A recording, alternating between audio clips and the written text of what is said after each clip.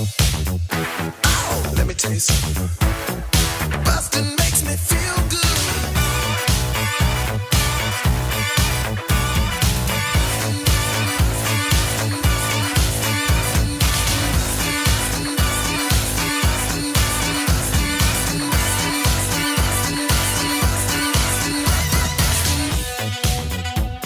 Hello, everybody. Welcome to Blockbusting, the podcast where we love to hate the movies. I'm your host, Jay Light. Joining me today, Eric Lampaert. Hello, hello. Hello, hello. Thanks for inviting me It's so nice to to have your you. podcast, to your home. Thank It's you. Great. Thank you for being here. I was, we talked a year, and it feels like it was years ago, but it was a while ago about having you on, and then we just never made it manifest, and then we ran into each other in Edinburgh, and I was like, oh, let's finally do this. Yeah. I'm glad you didn't get me on before because I think it was pre-choice made. Yeah. So my choice was made after you asked me. So when you said to me, like, what's a movie you hate? That is so difficult for me. I love cinema so much. I mean, that's essentially why I started stand-up, right? So Really? Yeah, stand-up. I love stand-up. I'll never give it up. But ultimately, I used to look up to Jim Carrey and Robin Williams. Okay. In the cinema world. I didn't know they did stand-up. And so I was like, oh, how does an actor get into cinema anyways, you know? I think I was around 16 or something. Okay. And I discovered they did stand-up. And I was like, oh, that's cool. And I logged it in the back of my head. And then I went to do theatre at university in London. Right. And loads of students were really good at acting. And I was like, oh, shit, game on. Because I was good at acting in my little tiny town. But now all of a sudden I'm in a big city. Right. And so I was like, oh, shit. And I was like, oh, well, I guess my USP, my unique selling point is I've got quite big gums and I've got no chin, I've got long limbs. I look kind of goofy. Yeah. Plus, I'm more so let's be comedy. Let's do stand-up comedy. Yeah. That's where it started. And it's only this year I realized, shit, man, I'm in Hollywood where all the movies are made. That's where we are. Very excited. And you can put it all to use. I remember You know, when I you can- came here in America and I'd see the yellow buses and I'd be like, these are the yellow buses from the movies. You know, when you pick up like a kid at school or like the buses at the beginning of Dark Knight when Joker goes in. Do they not have school buses like that in the UK? So we don't have like the sort of iconic yellow bus. Just like the iconic double-decker bus for London is the big red bus, right? Yes, That's iconic. Same thing with those yellow school buses. They're very iconic to American culture. Interesting. So it's little things like that, or like the massive trucks that you guys have. Oh yeah. I watch Terminator 2, that big old truck that gets in the way. That's awesome. or Optimus Prime, the kind of truck that he has. Right. That's only America. Big old semi. Yeah. You guys don't have those. So it's quite exciting to be in Hollywood where so many movies have been filmed and actually just go, oh shit, am I in a movie? Have you, at this point, you've lived in the States for a few years now. Yeah, but it's only this year that I'm sort of counting. Gotcha. So the first 3 years, so I've been here for 3 years, very much was training wheels. Okay. You know, I was completely lost. I mean, this year, when you saw me in Edinburgh, I was still considering whether to come back or not. Really? Yeah, because there was a moment of just, this is quite challenging. It was the fact that like back in the UK, I do stand up for a living, right? Just for money, and then I would do the odd bit of acting and stuff in movies.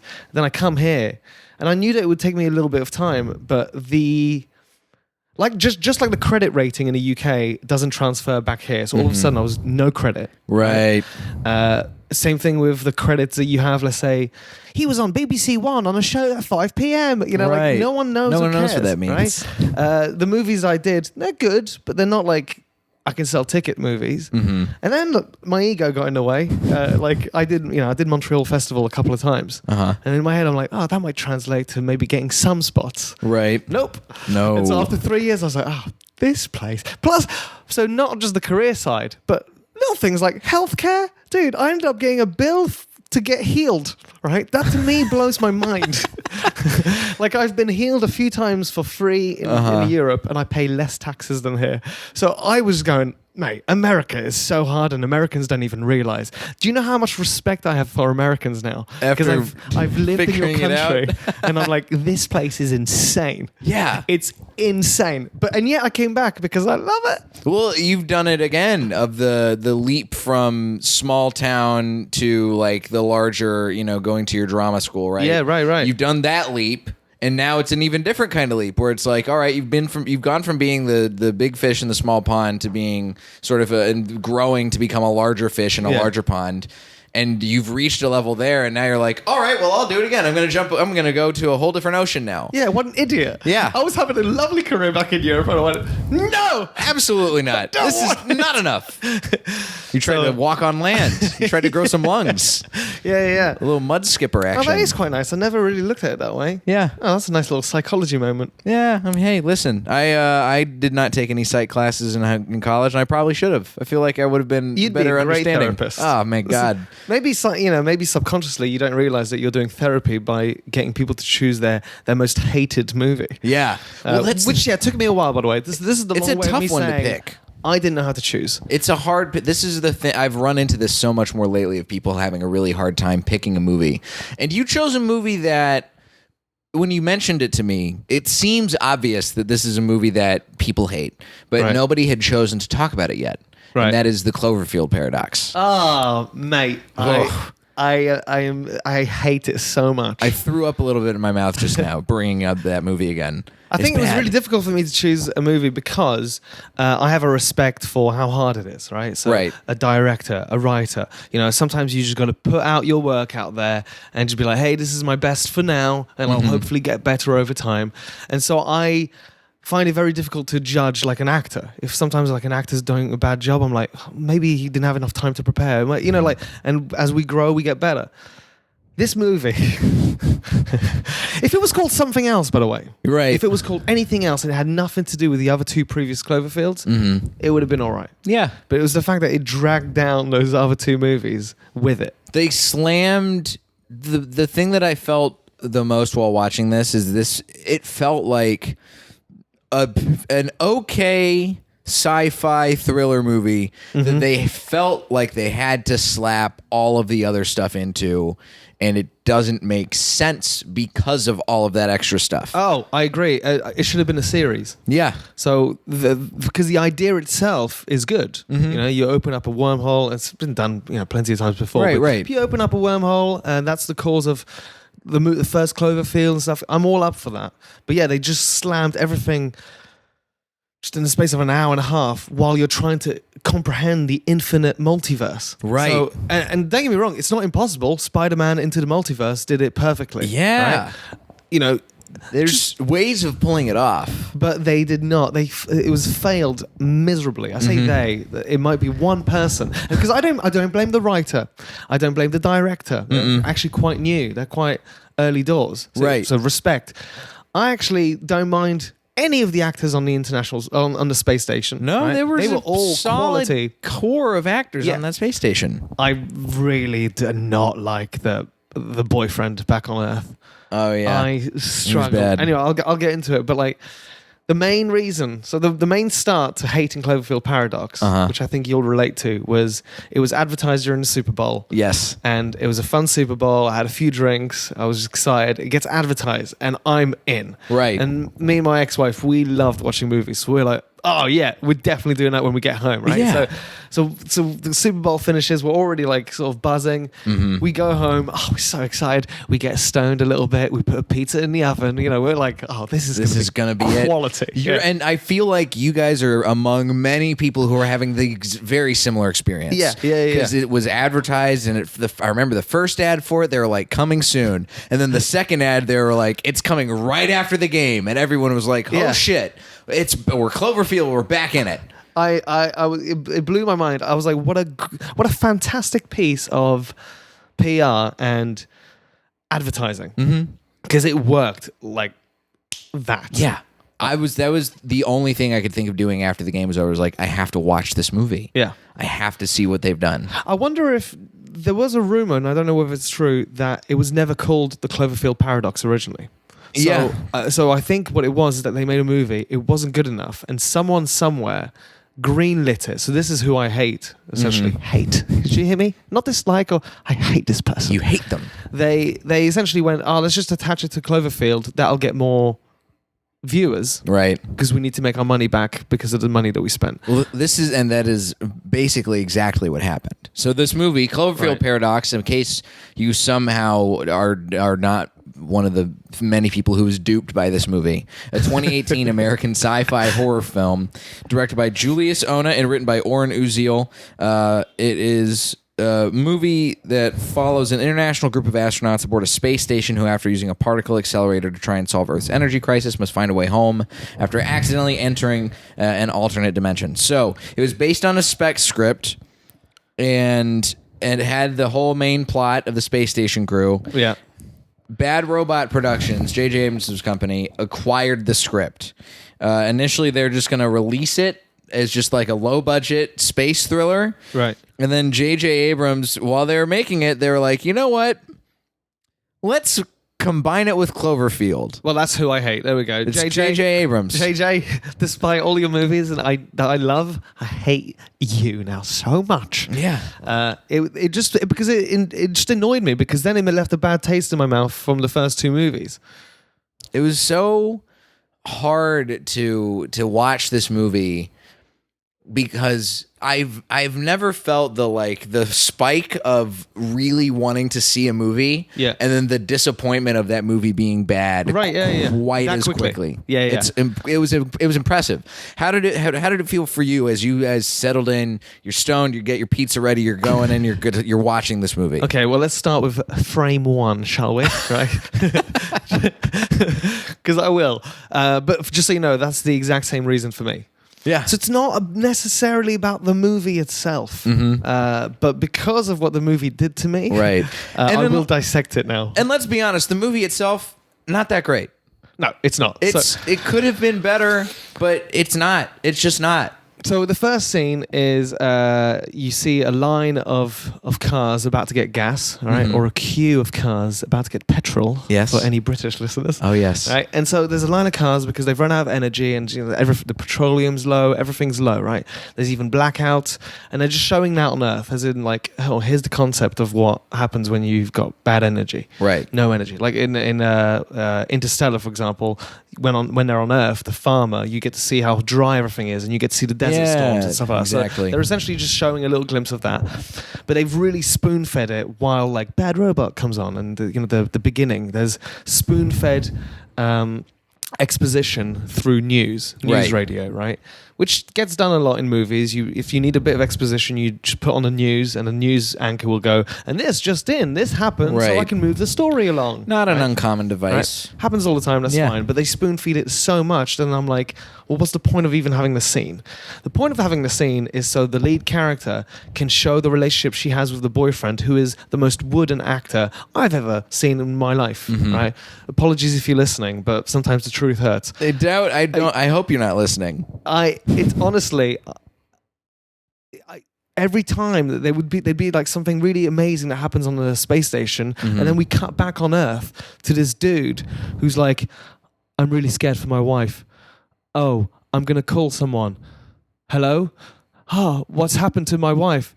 Okay then, bye. And I think are you even worried? You just had more emotion in that delivery than he did in the entire movie.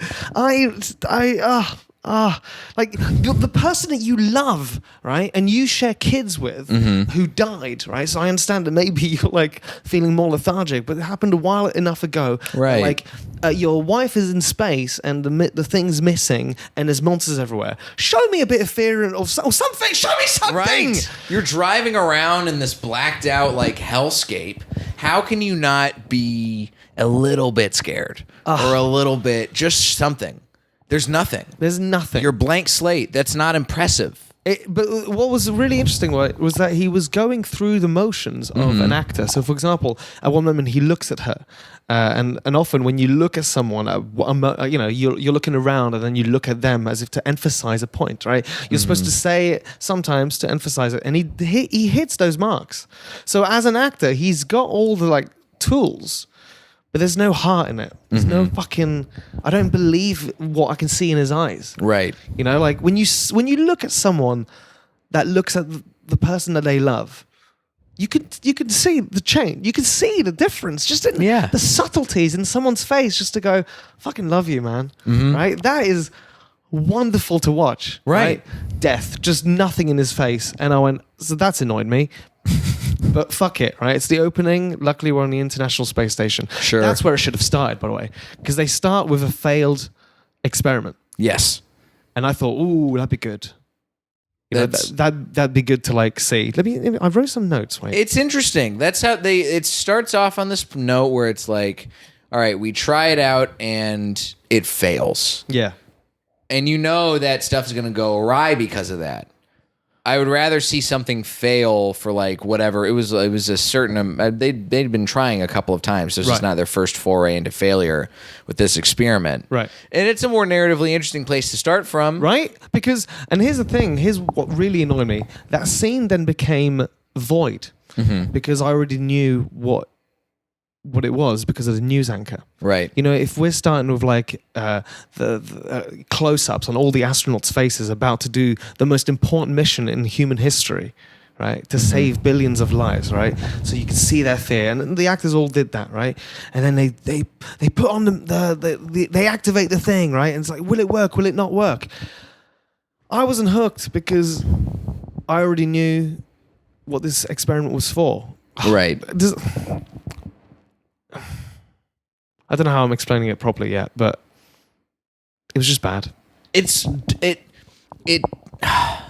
does the thing that very bad sci-fi movies do and very bad sci-fi television does. Right. Where it takes something that is interesting but difficult to explain, and you can find a way, I think, through the writing and the acting to have that thing come across as a thing that like we don't get as an audience, but we understand like the stakes of this thing, right? The stakes of like what happens if something changes, like a power shift or something, like what, like the consequences, what they could be. And in this, there's just something about, and I think if I remember correctly, it comes down to, for me, the writing. The stakes of the actual thing going wrong don't feel heightened. Right. It just felt like it's flat.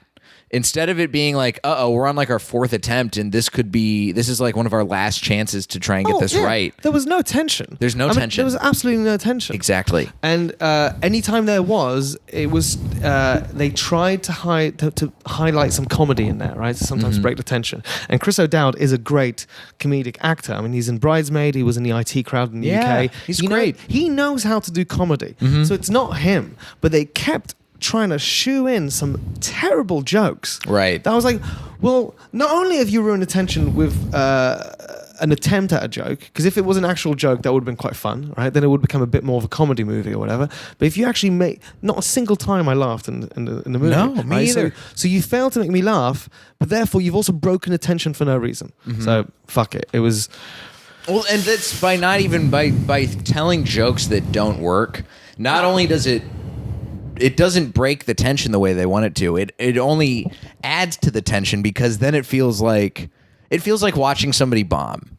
Right. You know, where you see them and the flop sweat starts to set in and it's just like, this is going to go very bad from here. And it's like or even when a comic, when you're up there bombing, like there are times, like if something is not going well and I know I have to keep going, I'm like, oh shit.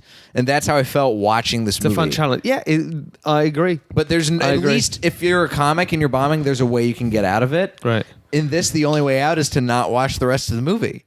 Right. And I've already been sold that this movie is going to be really interesting and exciting by your cool advertisements that you did during the Super Bowl. So why am I not going to sit and watch the rest of this 90 minutes? And also, the actors are all decent. You know, you've got the whole cast. I think on the space station was. I like really Chris good. O'Dowd. I like Daniel Bruhl. I like Elizabeth Debicki. I think Gunther Raw is great. I'll tell you what I didn't like though. Again, it was like, hey, let's get one scientist from each G8 country. You know, and it's just like. yeah, that's cool. It's good because you have to show representation, and it Right. shows that the entire world is working together. But if the entire world can work together on a piece of technology that's so heightened and in space, right, that can just, by the way, manipulate gravity. So not at one point do they sort of float around as if they're in space, right? Right. Even when a huge chunk of the spaceship gets taken off, they get across one end of the spaceship to the other using a ladder. Right. Right. But debris is flying around because there's no gravity. Yeah.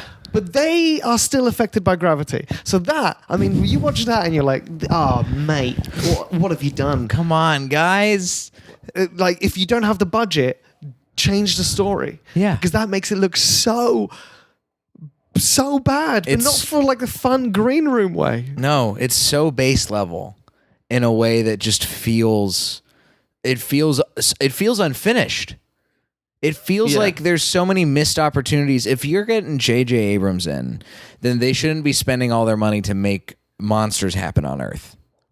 You know what I mean? Right. Like, you have one of the top sci-fi producers backing your movie, and he, for some reason, cannot see, oh, we should be spending more money on some of these actual space scenes where the meat of the movie takes place. You should have cut the entire thing on Earth should have been cut. Yeah, 100%. The relationship between the two was so lacking. And honestly, like I hate to say that about a fellow actor, but his performance was so meh. Mm-hmm. It wasn't even bad. It was just flat. Right? That I was like, just cut that. If you cut that would have already been more interesting. Mm-hmm. And but then they tried to fit in, like you said, they tried to fit in too much. That's why it should have been a series. Right. And they tried to fit too much without the basic knowledge. So you don't have to actually spoon feed the audience with science, right? No. You just have to trust that they're astronauts and that they're engineers, Mhm. right? And then they just do the thing that they need to do Exactly. to make it work. We don't need to know, but the writer should. The writer should know, Right. So that he could create dialogue between all of these actors, and there's a lot of them. Mm-hmm. None of them are fleshed out. So, for example, Chris O'Dowd's character is the one that does comedy. That's fine because people use comedy as a self-defense mechanism, So he's maybe stressed out, so he does jokes. That's believable. Terrible jokes though, and terrible dialogue. And if you're doing characters as just one-dimensional, dialogue is crap. So not only was the dialogue crap, but the science. Like at one moment, something happens, and one of the guy goes, "Oh, we should do some quantum entanglement." Oh, just do some quantum. Totally. And I'm paraphrasing big time here, but it was just like what it felt like was that the writer dropped in quantum entanglement to go, hey, look, here's something really sciencey that you don't understand, because most people don't understand quantum entanglement. Do I? No, I don't. Right? Right. But don't just drop it in as if that'll fool these fuckers. That'll fool all these zombies watching it, right? Just don't drop it in. It's not an excuse. Or if you drop it in, actually, we're gonna do some quantum mate, terrible. It feels like the worst kind of. Have I gone trick. too ranty, by the way? Am I too ranty? No, not at all. You're right in my fucking wheelhouse with this, because it feels. It's the thing that makes us as audience members feel like we're being talked down to, and like that they believe that we're stupid. After so many movies, people have a basic understanding that technically sound doesn't work in space, right? And that when you're in space, there's gravity. There's no gravity. Right. But that with technology, you can have gravity on a spaceship. Yeah. Right? So most people now know that. We Right. don't know the science. I mean, to manipulate Yeah, gravity, I no don't one get it. still really knows. We've just found gravity waves about 2 years ago or whatever, but to actually manipulate it, we don't know how that's going to get done, but it's feasible, so we just allow it, Right, yeah. But if you then, we've seen the movie Gravity, or we've at least seen trailers with Sandra Bullock and George Clooney that, Right. When you're not near gravity, you float about. And the ladder scene, Jay, you don't even remember, do you? You're looking at me like you don't remember. I don't remember it.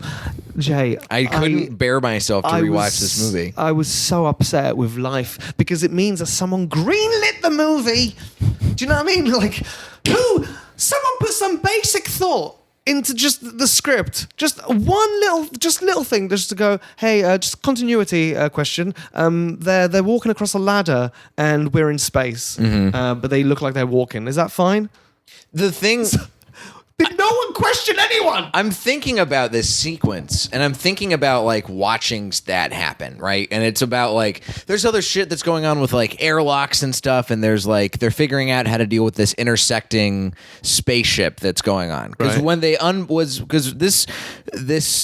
the crux of the movie is like they engage the Cloverfield Paradox, which is like we've ripped a hole in space time. Oh, and by the way, wormhole shit. This exposition comes from a sort of Fox News program, yes. right? They have the Fox News sort of anchor. And I say Fox News, it's bright sort of colors and wiggy sort of like anchor lady, very punditry, very like we got a blonde lady, we got a guy. Although who's I think she was brunette in this one. Hey, listen, Fox News casts a brunette every once in a while, and they've got this guy who acts a little bit crazy. He's written a book and stuff like that, and he's talking about the Cloverfield Paradox. Right now, they are watching the Donald news. Logue, by the way, is that his name? That's his name. The actor's name. Fucking great actor. Oh, great. Because he can play crazy well. Oh yeah, no, it was good. It was good.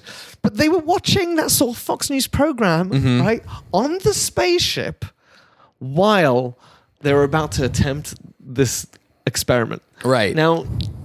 Is that feasible? That's what I mean. I'm all up for like severed arms moving around and aliens and teleportation and stuff because you're talking about the infinite multiverse. Right. But in our reality, our one, right? Would astronauts, the top, most intelligent, trusted with $1 billion, technology and experiment, would they just start watching Fox News while doing the most important experiment? No, they wouldn't, right? They wouldn't. How boring is your time and space that the incredible scientific shit that you're supposed to be trying to figure out, like, I don't know, saving humanity from a worldwide energy crisis, right?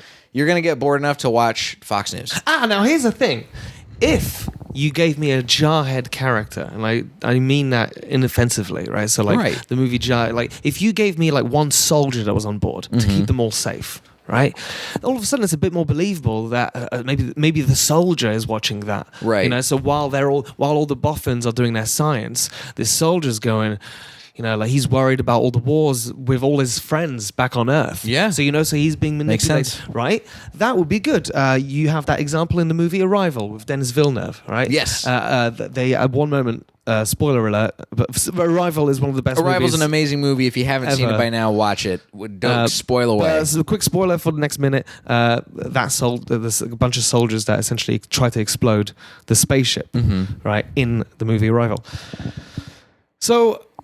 And they get turned by watching the news and stuff. And it just makes sense because there's that challenge between cerebral and brawn. Right.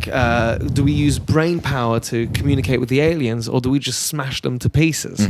Okay.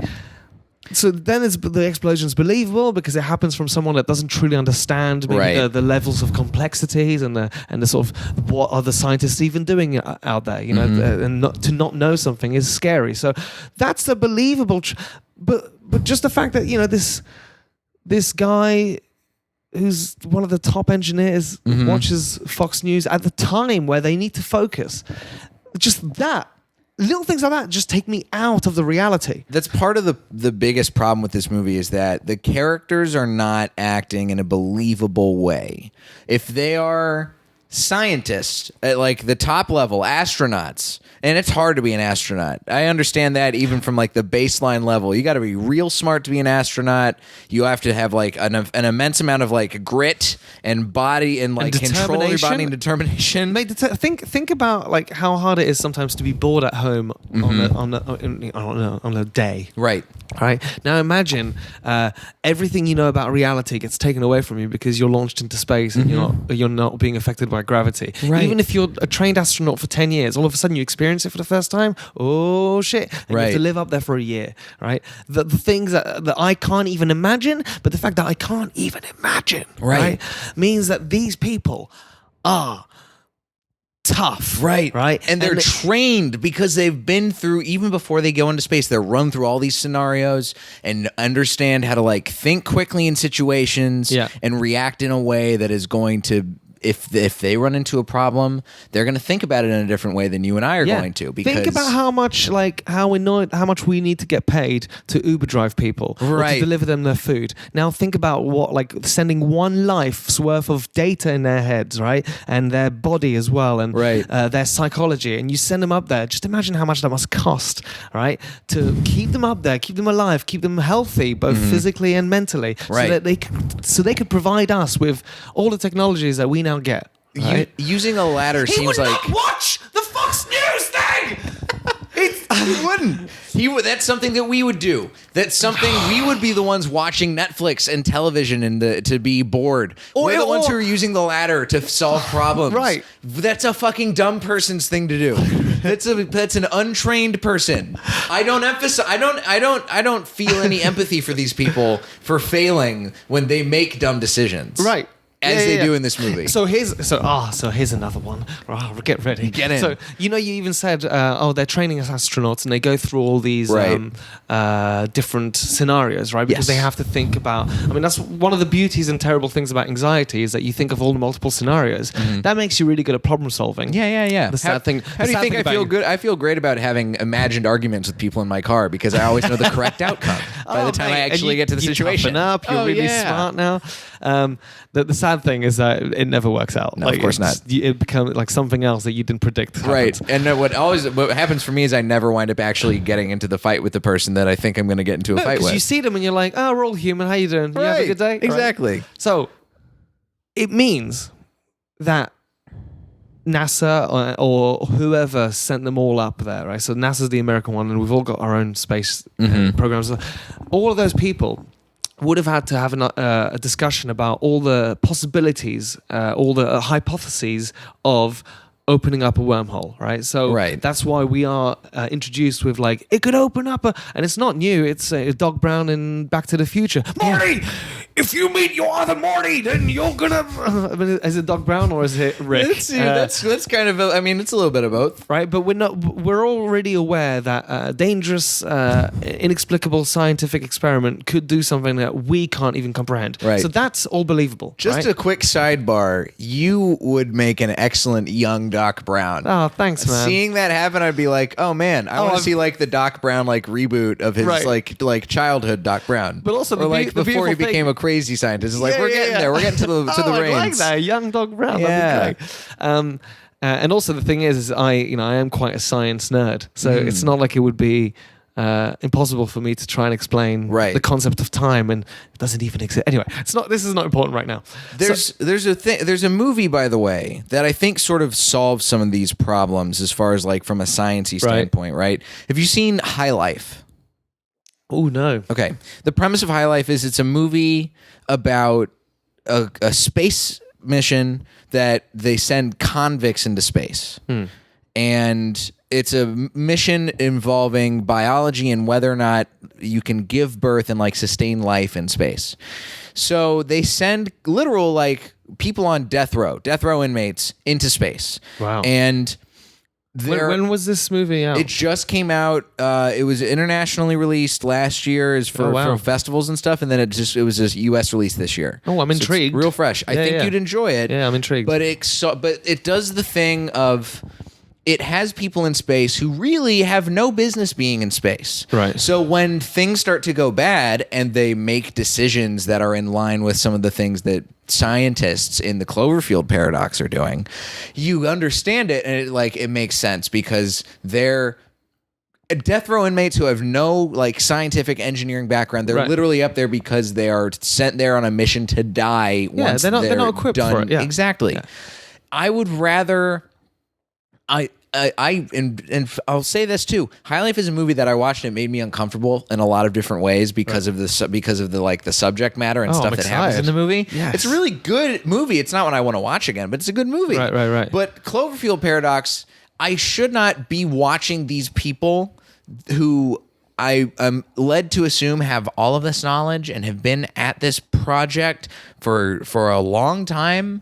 and they continue to make dumb decisions Yes. that baffle me and everyone yeah. else involved. Oh, mate. So, so I agree. I fully agree. Because the little things, like even if me, stoned, eating my pizza, watching the movie, at one moment, immediately, and I know that I'm, like, this is a weird thing to say, but immediately I was like, well, guys, you would probably then, one of you would probably go, you know the guy that was talking on the news that we were watching for some reason, right? Right. But okay, let's say hypothetically you watched it, someone would immediately go, "Oh shit, what if that guy was right?" Not a single mention of that guy, right? No. But also, this is what I was about to say. All the top scientists, NASA, and all these people, right? They would have got together and thought about all these different hypotheses.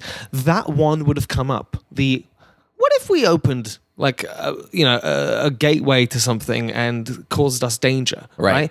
You would then think about it and treat it seriously. And the reason I know that you would do that is because the Pentagon, for example, or also Leicester City Council in the UK, Right. have a zombie plan, right? Yeah. And other governments actually have a zombie plan. Of course. On the hypothetical that there's a lot of movies and it's not out of the realms of possibility that maybe some bad drugs or maybe something or this or that or mind control or whatever. Or a disease. Yeah. Anything. It's not out Have of the the realm. contingency plan. So Leicester City Council definitely does, and I think that the Pentagon has a hypothetical. It would mean that what if we did the most dangerous experiment known to man? What if it hypothetically ruptured space-time? Should we have a little think about it? Yeah, let's have a little think. Maybe So a they'd good spend idea. like a couple of hours on it, and then they'd move on to the next problem or whatever. Let's at least But it have would a mean- binder ready with like something that we can do in here. But that would mean that the astronauts would know that. So why does it take them almost 40 minutes for someone to go, I think I've got it? You would immediately know. And you would immediately know it because of the Earth, right? Right. The Earth going missing. Which, by the way, that pissed me off so much, right? Me too. Because, so you see the Earth disappearing, right? So we now know, something bad's happened. Right. The Earth has disappeared or they've disappeared into something else, right? But you know that. Which means that there's no tension for us either. Right. So when they go, hey, let's look at the data. No, what? You won't believe it. No. And they spend about 10 minutes trying to confirm whether the Earth is gone. Right.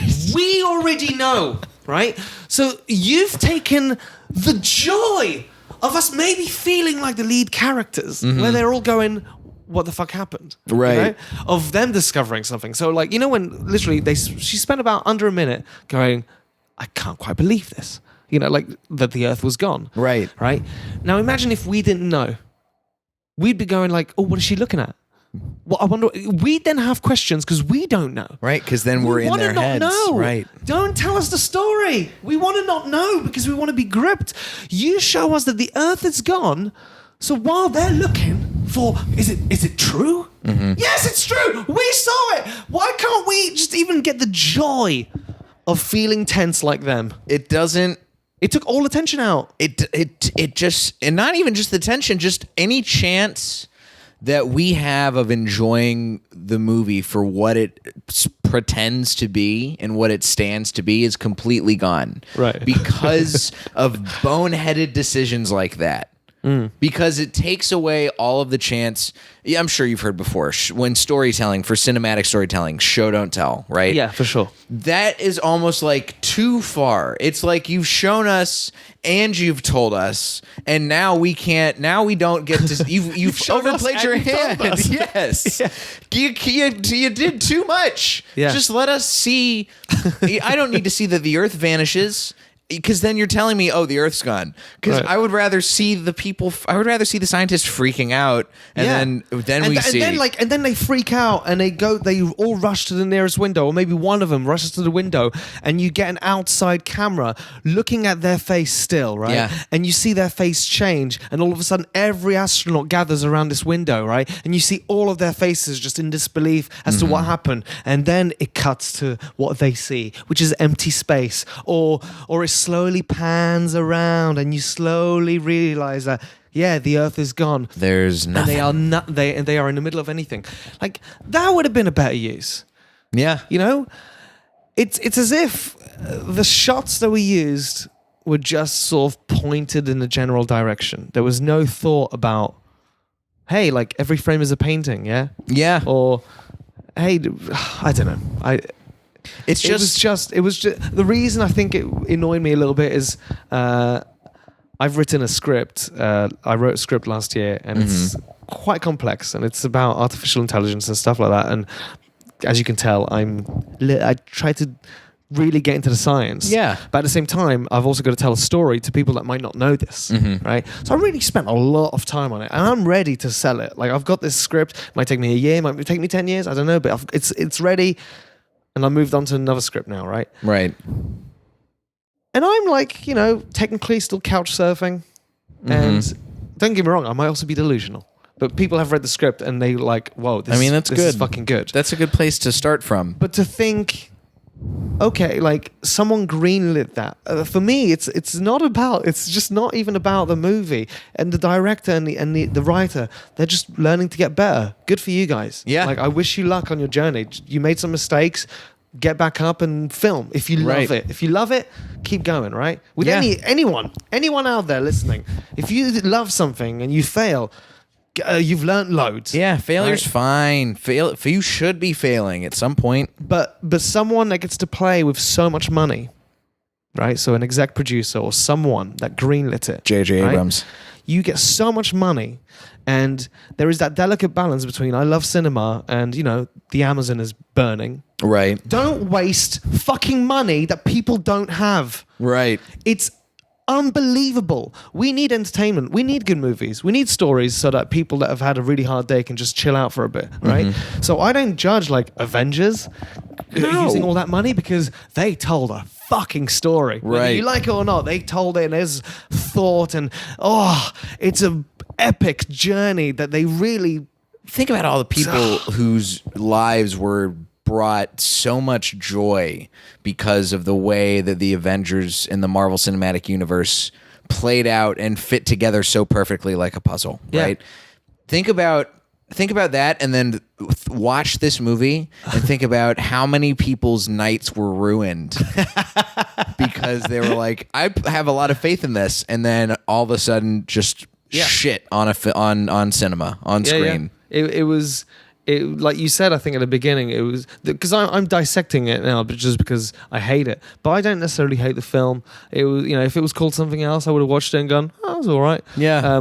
It was the fact that like you said, they really hyped it, and they were like, "Oh man, a third Cloverfield," because I really liked the first two. Me too. The first one was like, slightly low budget, and it was that sort of shaky cam Blair Witch sort of style, which makes people some people uncomfortable. But it was a good story. Like. It was pretty crazy and wild and scary. And, right. Good fun. Then 10 Cloverfield Lane was just beautiful, actually. I still haven't seen that. Really, really I gotta great see it. with John Goodman and stuff like that. It was a great story, and it was post that event. Right. And luckily, it wasn't like a second shaky cam. This time it was done like, it's part of the same universe, but right. it's cinematically filmed differently. It gets done like, for example, have you ever seen the 4 Recs, the Spanish quarantines? So no, I've heard of those, but I've never seen them. Rec 3, Rec 4. Rec 1 and 2, filmed by 2 directors. So good. So good. And it's got the shaky cam vibe. Right. Number 3, beautifully done. It goes from shaky cam to cinema. Oh, wow. Okay. And that was quite wonderful to watch how it was done. It was great. And then Rec 4 was closed. It closed the entire sort of 4 shows or 4 films. It wasn't great, but it was quite a beautiful journey that they brought us on.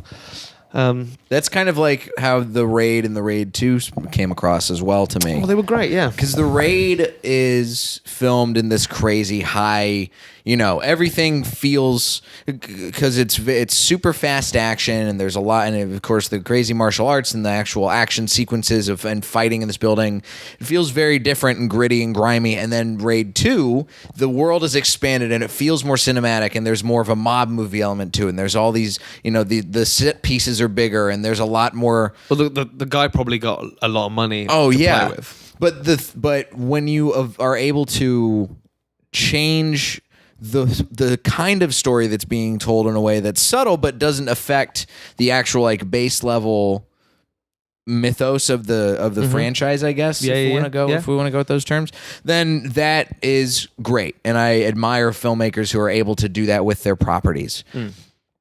What I don't admire is stuff like what happened with the Cloverfield Paradox, where they saw a script that was like, this is a fine movie, people would probably watch this, but let's tell you what I'm going to do. I'm going to put my stamp on this. We're going to shoehorn in stuff that doesn't need to be in this movie, but I guarantee people are going to watch it because it feels like you're telling the audience, I know how dumb you are, and I know you're going to watch this anyway. But it worked, and I know, and that's also what's amazing about the Cloverfield Paradox is it's the only time a movie's done that to me. Yeah. Where I got super excited very quickly and was able to, watch it immediately. It was hands down one of the best PR things. Yeah. Like, that's why I also hate it even more. Is because of actually, touche. It's like we got conned. Yeah. It worked. And it was quite an interesting experiment. Certainly. It's 3-card Monty. We followed the lady and we thought we knew where she was. And it turns out we didn't know where she was, and also she was a giant monster. Oh yeah. And fuck, I felt so cheated by this movie. But I'm glad you brought it back up. Well, let's put it to bed. I feel like this was nice and cathartic. I appreciate you coming in and talk about this. It was nice to rant because I tell you what I don't often shit on movies and stuff, right? Because it's the sort of route and avenue that I want to pursue. There's an element of me that doesn't want to go, that movie was shit, and then, because don't get me wrong, if my agent sent me the script of Cloverfield Paradox and went, do you want to audition for it? I would have totally auditioned for it. Oh yeah, I would have totally done that. Of course I would have. Me too. So oh mate, I just auditioned for Deep Blue Sea 3 last week. Right?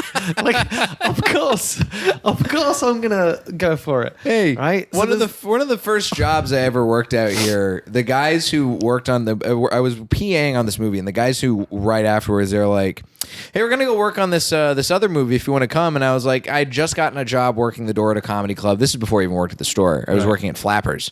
And I was like, nah, I can't, I've got this other job, and it's like sort of in the field I want to go in. You know what that movie was? Sharknado.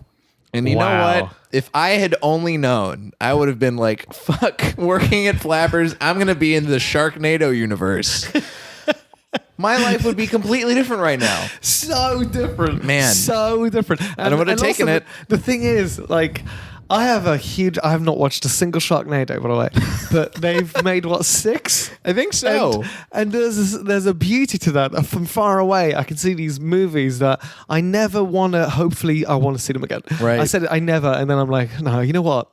One day, me, you, a couple of beers, mate. Oh no, you don't drink, do you? No, but I'll have a club soda. You have some beers. Let you watch me. Yeah. And then we'll watch some Sharknado. Mate, we'll see what could have been. Day. Well, Eric, thanks for coming in today, man. Thanks for letting me rant. Honestly, it's I'm great. happy to have you. Where can the listeners find your work and your social media and all that stuff? So my name is Eric Lampaert, so you can find me. I would love it if you followed me on Instagram, because Twitter I don't really use. It's just a cesspool over there. Oh yeah, Twitter's definitely fallen out of style a bit. Yeah, and I've got Facebook on there, and I've got some stuff, and I've got an album and all of that. If you do live in LA, I am doing my show Born of Chaos, which is the one I did at the Edinburgh Festival on the 26th of September and the 24th of October, and hopefully I'll do it once a month, because that's the show I want to turn into a movie. I have to, because I didn't get a chance to see it when I was in Edinburgh. I'm going to make a concerted effort to come and see one of those dates. Oh, I would least. love that. Yeah, thanks. I heard great things. I want to see it. It's good. I mean, it's the first time I'm like, ooh, I've got a show. It's nice. Yeah, it feels good. It's a nice feeling. You can find me at Diet J on Twitter and Instagram, and jlightcomedy.com for show dates and potential album release stuff and all that stuff. So keep your eyes peeled there. And join the Blockbusting Facebook group if you like the show. Oh, hell yeah. Yeah. This has been Blockbusting. Go see something good for a change.